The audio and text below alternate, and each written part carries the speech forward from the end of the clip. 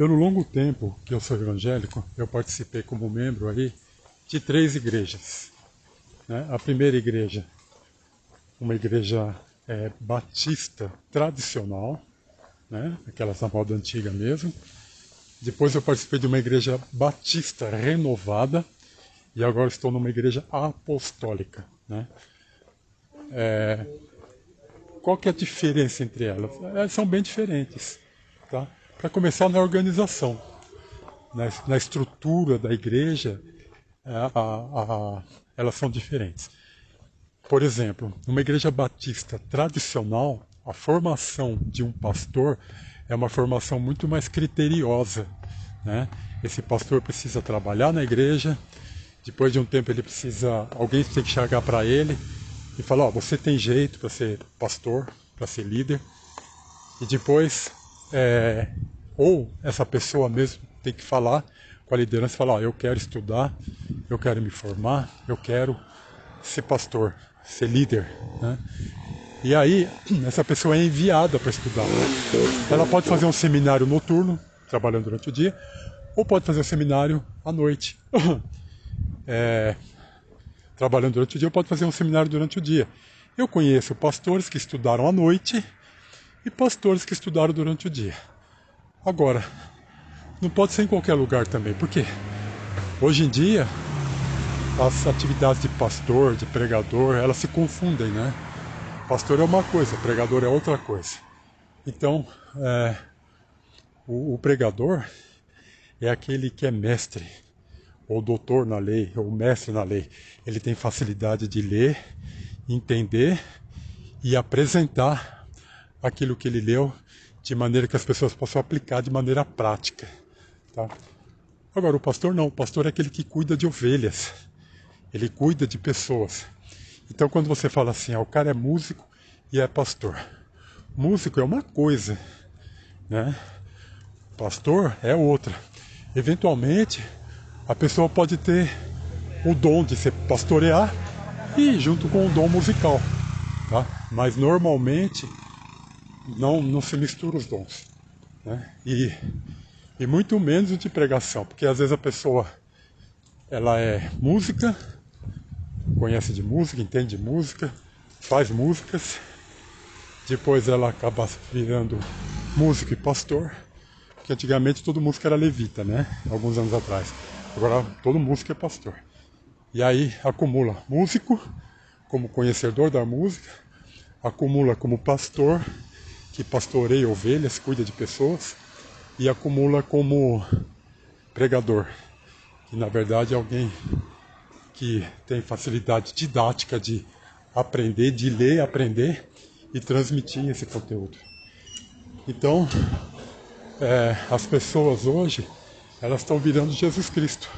Jesus Cristo tinha todos os dons, e elas têm todos os dons, músico, pastor e pregador, né? Mas o que acontece com essas confusões? Essas confusões, para começar, o diabo é o pai da confusão, o pai da mentira, né? Ele pega as coisas e deixa as coisas confusas. Por isso ele é o pai da mentira, é o pai da confusão. Mas o que acontece nessa distorção toda?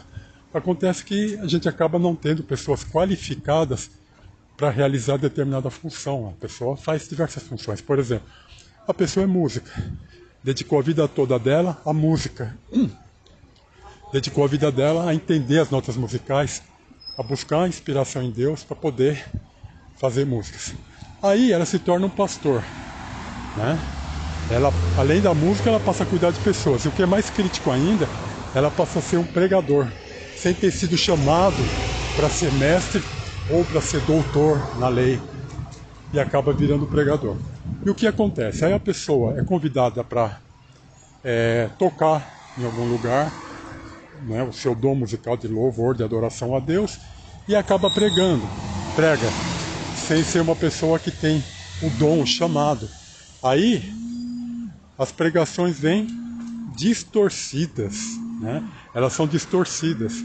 Elas pegam a palavra de Deus, uma interpretação de alguém que não tem condição, não tem preparo para interpretar, nem preparo espiritual, que é o dom que vem de Deus, e nem o preparo acadêmico, e aí acaba ensinando aquilo que não está na Bíblia, né? Coisas confusas. E aí o que acontece com isso? Acontece que a palavra do Senhor diz que, lá em Apocalipse, que se alguém tirar um tio, vai ser tirada a bênção. Se alguém colocar alguma coisa na palavra, as maldições da palavra correrão atrás da pessoa. Por isso, quando a gente pensa em céu, quando estivermos no céu, ali a gente vai ver a justiça de Deus. Se essa pessoa não for joio, né, e for lançada no fogo, se ela for trigo, mas está dessa maneira aí, acontece que aí depois vem a justiça de Deus. E a justiça de Deus, a gente não consegue.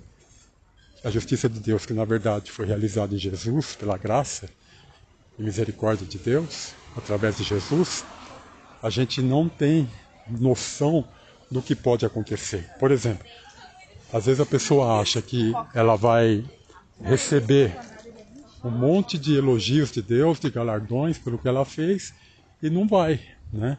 Às vezes um irmãozinho que está lá sentado,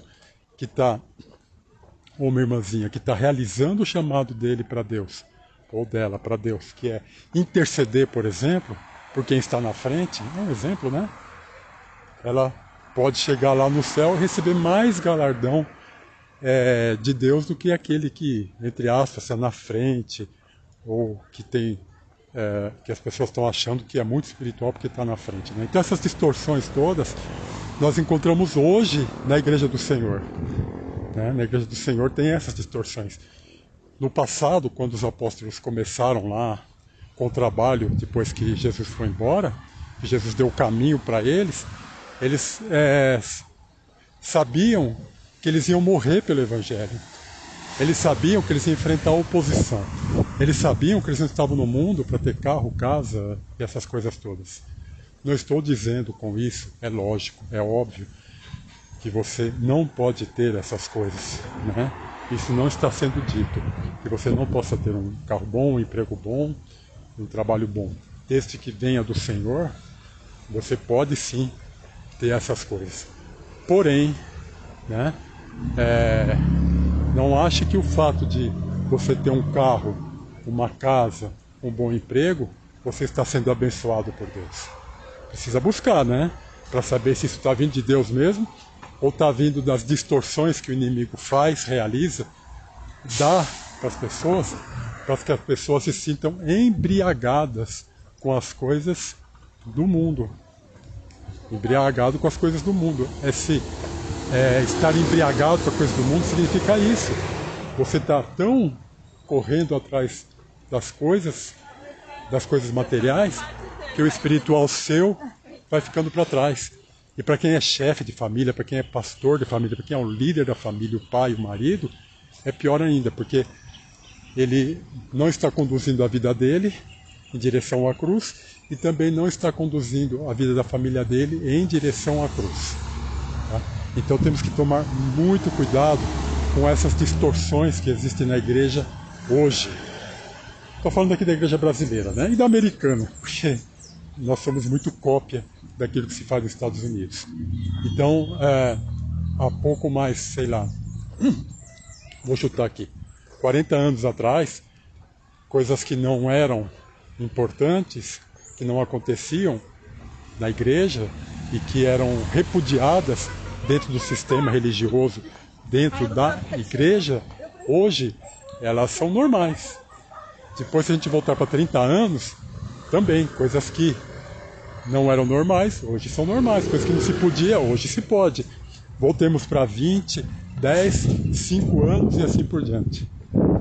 Então, não estou dizendo que aquilo que era feito antigamente era certo, ou o que é feito hoje é certo. Não estou dizendo isso. Só estou dizendo sobre as sutilezas do diabo dentro da igreja. Né? Dentro da igreja. Essas sutilezas fazem com que nós achemos coisas normais dentro da igreja que antigamente não eram. Vou dar um exemplo para ficar bem claro. Eu me lembro quando eu me converti, poucas pessoas, ou quase ninguém, se separava. Né? Você entrava na igreja, as pessoas se casavam, e o casamento vai embora, vai até o final. O casamento perdura até o final. Até o final. O livramento de uma pessoa ou de outra, né, para sair de perto da pessoa, era a morte. Depois que alguém morria, a pessoa ia lá, refazia a vida, se casava ou não, ou continuava viúvo ou viúva o restante da vida. Hoje não. Hoje eu fico assustado com com a quantidade de divórcios que tem dentro da igreja. E em muitas igrejas isso já é uma coisa normal. Tá? Você está lá convivendo, tem uma diferença com a pessoa, se separa. Né? Não estou nem falando de adultério, traição, de roubo da parte financeira, não estou falando nada disso. Só estou falando que por coisas poucas hoje as pessoas que estão na igreja se separam. Então, o que é santo está virando profano, o que é profano está virando santo. Está se perdendo o limite entre o santo e o profano, né? Entre o que é pecado e o que não é pecado. Hoje, muitas igrejas, elas estão vivendo carne. Não são igrejas espirituais, são igrejas na carne. Tá? Citei como exemplo aí os divórcios que são bastante grandes hoje em alguns lugares. Tá? Só para citar como exemplo. Então, nós precisamos entender as Escrituras, entender o que as Escrituras falam. Parar de ficar ouvindo muitas vozes, né? Muitas vozes. Eu tenho um exemplo bom sobre isso, né? Tem um rapaz da minha igreja que eu estava na cantina conversando com ele e eu falei para ele, você viu tal coisa? Ele falou, não. Eu falei, nossa, mas todo mundo sabe sobre isso, todo mundo está entendendo, está vendo o que está acontecendo. Ele falou, um escândalo aí, né? Ele falou, não, eu não acompanho essas coisas, não. Eu só acompanho aquilo que é pregado aqui na igreja, pelos pastores da igreja, pela liderança da igreja. Eu não fico acompanhando, olhando o que outros falam fora, ou ficar ouvindo outras pregações. Bom, por um lado é ruim, né? Porque ele ouvir só as mesmas pessoas pode fazer com que algum erro que essa pessoa transmita fica na mente dele e ele passe a agir e a proceder daquele jeito e acaba sendo a maneira errada.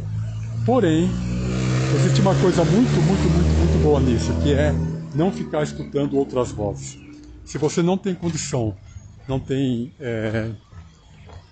intimidade suficiente com o Espírito Santo e nem com a Palavra de Deus para discernir aquilo que vem de Deus e aquilo que não vem, é melhor você só estar realmente numa igreja de confiança sua e nessa igreja de confiança você escutar só aquele pastor e aqueles líderes, para que sua mente não fique confundida com os sistemas religiosos ruins, sistemas religiosos do mal, que estão entrando nas nossas igrejas, nos nossos púlpitos, para distorcer a palavra de Deus. Tá bom? Que o Senhor te abençoe e te guarde, que o Senhor resplandeça o rosto dele sobre a sua vida e te dê a paz em nome de Jesus. Amém.